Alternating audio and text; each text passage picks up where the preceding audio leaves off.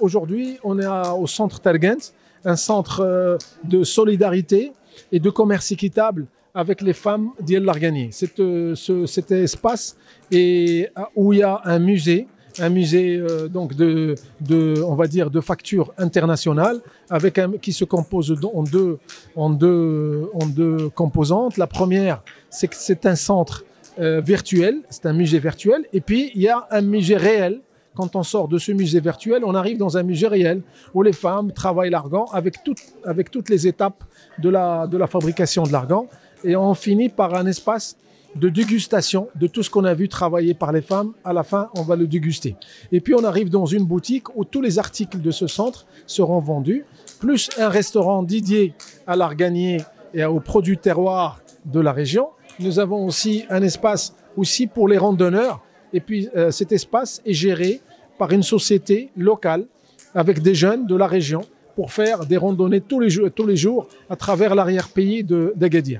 Le côté social et solidaire de cet espace, c'est que le musée, tous les entrées du musée, il y aura 10% qui vont aller directement à la Fédération nationale des femmes dans l'arganier.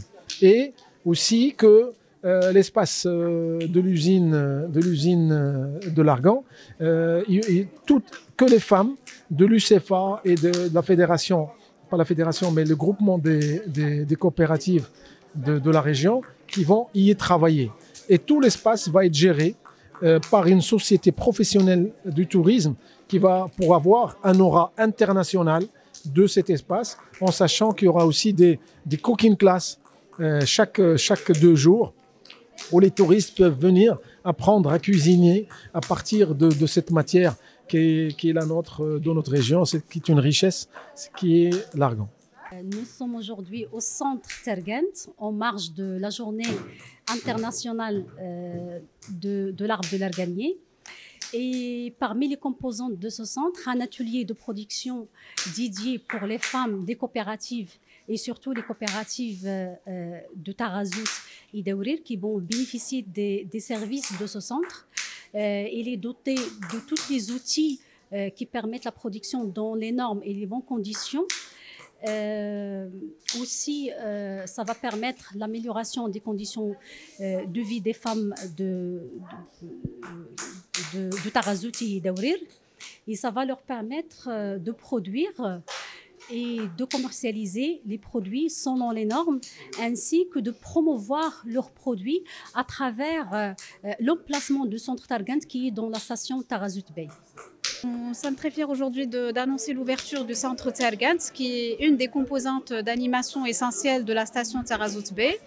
C'est une composante qui est constituée d'un musée qui valorise le patrimoine historique et naturel de l'arganier, des ateliers de production qui seront gérés par des femmes des coopératives de la région, une boutique pour valoriser justement ces produits du terroir, et puis un restaurant.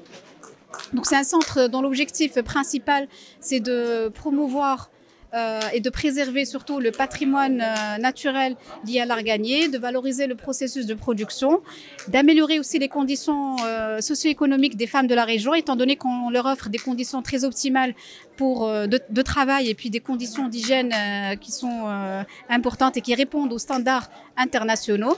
Et c'est un centre qui vient renforcer le positionnement de la station Tarazout Bey dans le développement durable. Alors cet événement Argan Days, donc c'est un événement qui s'étale sur une semaine, du 5 au 10 mai, et dans lequel il est prévu un certain nombre de conférences scientifiques, culturelles, des expositions de produits du terroir, des animations folkloriques et bien sûr l'inauguration officielle du centre d'Argan. En plus d'une plantation d'arganier qui aura lieu le mardi 10 mai, en collaboration avec les enfants des écoles, les enfants des kids clubs, des hôtels et autres.